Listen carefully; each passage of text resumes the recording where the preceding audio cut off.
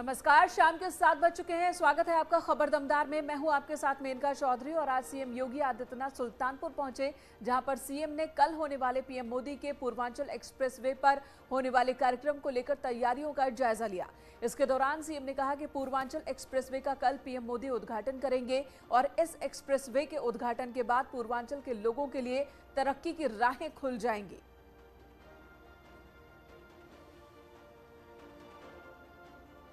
CM Yogi Adityanath की आज की तस्वीर आप देख रहे हैं, जब वो जायजा लेने पहुंचे। एक्सप्रेसवे का उद्घाटन कल होना है, उससे पहले कार्यक्रम को लेकर क्या तैयारी की गई है, उन तैयारियों को जाना सीएम ने और दिशा निर्देश भी दिए। और सीएम ने कहा कि पूर्वांचल एक्सप्रेसवे के एक बार लोगों को सुपुर्द कर दिए जाने के बाद, जनता के लिए खोल दिए जाने के बाद तरक्की की नई राहें यहां से खुल जाएंगी।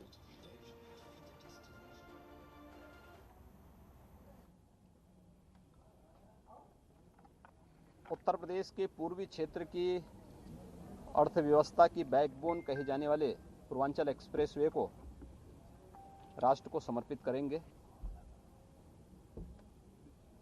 पूर्वी उत्तर प्रदेश की 8 करोड़ जनमानस की विकास के लिए और यहाँ के उज्जवल भविष्य के लिए इस एक्सप्रेसवे की एक बहुत बड़ी भूमिका होगी। 19 महीनों के कोरोना कालखंड का यह समय अगर हम लोग देख लें, 341 किलोमीटर लंबा एक्सप्रेसवे 36 महीनों के अंदर बनकर के तैयार हुआ है। पीएम मोदी कल सुल्तानपुर दौरे पर आ रहे हैं। प्रधानमंत्री नरेंद्र मोदी पूर्वांचल एक्सप्रेसवे का लोकार्पण करेंगे। पीएम इसी हरकुलिस C-13-0J से विमान से सुल्तानपुर पहुंचेंगे। उनका ये विमान एयर स्ट्रिप पर लैंड करेगा। इसे लेकर रविवार को भी पीएम के दौरे से पहले पूर्वांचल एक्सप्रेसवे पर हरकुलिस C-13-0J विमान की लैंडिंग की रिहर्सल की गई। लैंडिंग के बाद पीएम मोदी पूर्वांचल एक्सप्रेसवे का लोकार्पण करेंगे और उसके बाद एयरफोर्स के कई विमान हवा में करतब दिखाते नजर आएंगे। मिराज 2000 फाइटर भी हाईवे पर लैंड करेगा। सुखोई, जैगुआर और मिराज जैसे प्लेन लो लेवल फ्लाई करेंगे और इसके बाद सूर्य किरण विमान ट्राई कलर प्रेजेंटेशन देंगे। बीजेपी सीएम योगी के ड्रीम प्रोजेक्ट पूर्वांचल एक्सप्रेसवे को लेकर काफी उत्साहित है। 340 किलोमीटर का ये एक्सप्रेसवे लखनऊ से गाजीपुर के बीच बना है। ये एक्सप्रेसवे देश का सबसे लंबा एक्सप्रेसवे है।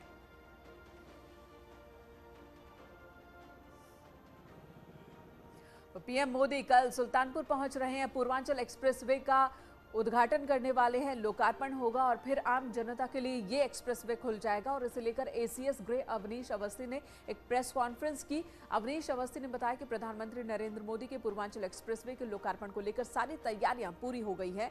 पूर्वांचल एक्सप्रेसवे सीएम योगी का सपना था और इसी के साथ उन्होंने बताया कि एक्सप्रेसवे कोरोना काल में बना और इस एक्सप्रेसवे पर एयर स्ट्रिप को भी तैयार किया गया है।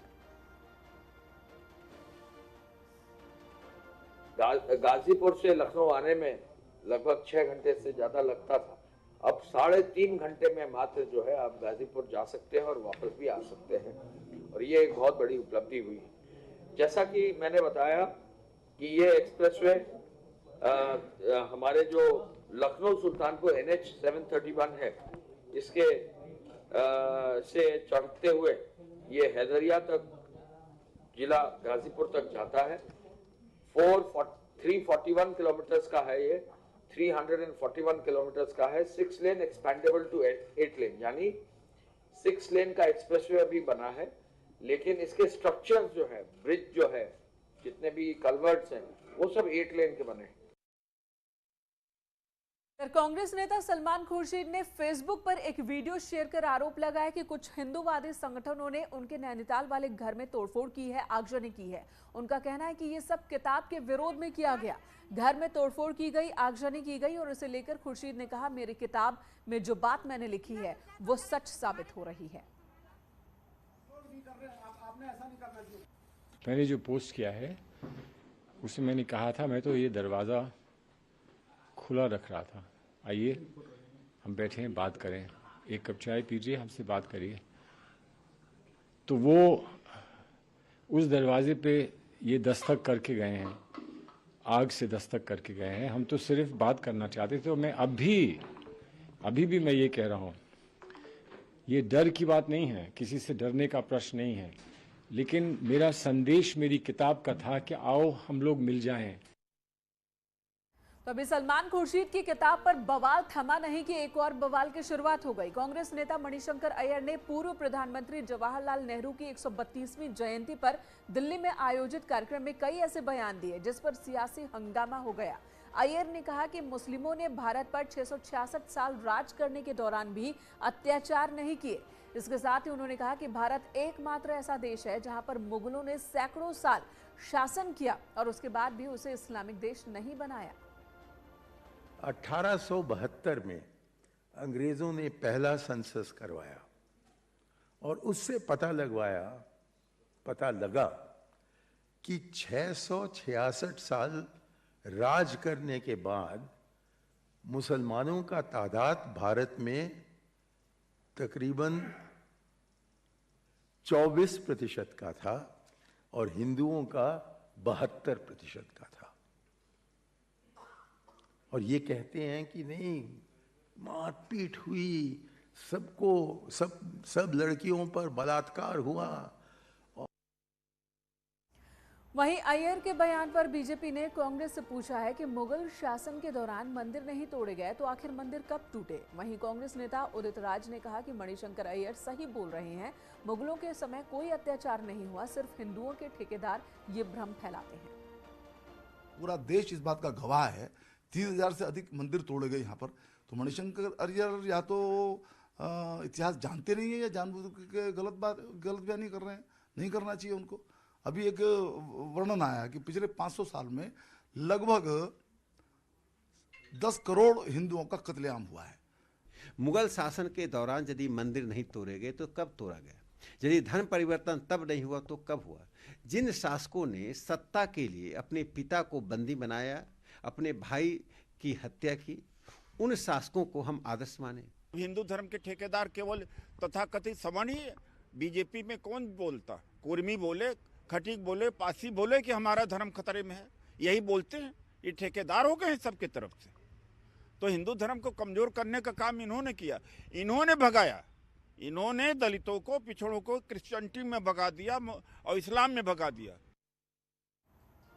और मणिशंकर अय्यर के बाद कांग्रेस नेता राशिद अल्वी का भी मुगल प्रेम जाग उठा। राशिद अल्वी का कहना है कि मुगलों का आजादी की लड़ाई में बड़ा योगदान था और बहादुर शाह जफर ने पहली लड़ाई लड़ी थी। देश की आजादी की पहली लड़ाई मुगल बादशाहों के बेटे ने, बहादुर शाह जफर ने लड़ी थी, जिसके बेटों की गर्दनें काटकर आज के बहादुर शाह जफर मार्ग पे खूनी दरवाजे पे लटका दी गई थी।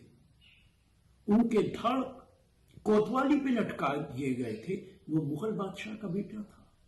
आज भी भारतीय जनता पार्टी का प्रधानमंत्री गर्व महसूस करता है लाल किले पे झंडा फहराता हुआ। वो लाल किला वही है जो मुगल बादशाहों ने बनाया। वाराणसी पहुंचे ओपी राजभर ने आज बीजेपी पर आरोप लगाया है कि सरकार उनकी हत्या कराना चाहती है। राजभर ने कहा कि उन्हें जानकारी मिल रही है कि बीजेपी वाले अफीम, गांजा, चरस मेरी गाड़ी में रखवाकर मुझे पकड़वा सकते हैं और मेरी हत्या करवा सकते हैं।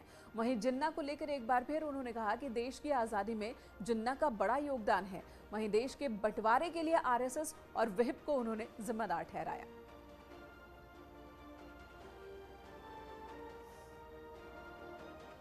भारतीय जनता पार्टी, जिस तरह हमको बार बार संदेश मिल रहा है कि भारतीय जनता पार्टी फर्जी केस में फंसाकर ये हमारी अफीम, चरस, गांजा गाड़ी रोक करके रख करके चलान कर सकती है, ये हमारी हत्या करा सकती है भारतीय जनता पार्टी, क्योंकि इसकी सत्ता देश और प्रदेश की, पहले तो 22 में प्रदेश की जाएगी, ये तय हो गया है कि जाएगी।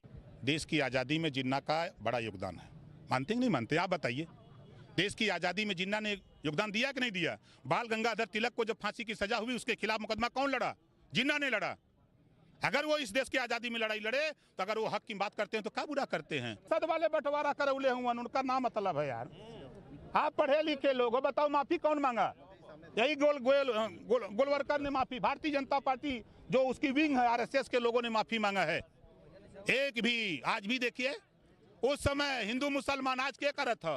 हिंदू मुसलमान का राजनीति क्या करता? भाजपा। तो जैसे जैसे चुनाव करीब आ रहे हैं, हिंदू मुसलमान, भारत पाकिस्तान, यही बातें हो रही है। एक ब्रेक के लिए रुकेंगे, तुरंत लौटते हैं।